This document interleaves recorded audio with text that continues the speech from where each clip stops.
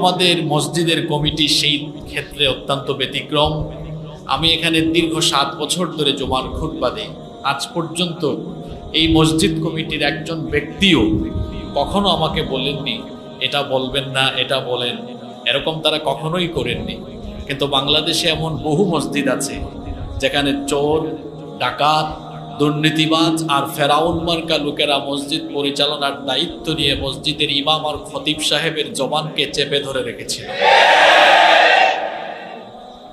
আমার মনে হয় যারা ইমাম আর খতিব সাহেবদের স্বাধীনতা, জবানের স্বাধীনতা কেড়ে নিয়েছিল, শাস্তি হিসাবে আল্লাহ তাদেরই স্বাধীনতা আজকে কেড়ে নিয়েছেন। এটা তাদের শাস্তি এসেছে যার তরফ থেকে, তিনি কে? স্বাধীনতা এটা মহান আল্লাহর দেওয়া নেয়ামত। সৃষ্টিগতভাবেই আল্লাহ মানুষকে স্বাধীন করে দিয়েছেন, আলহামদুলিল্লাহ।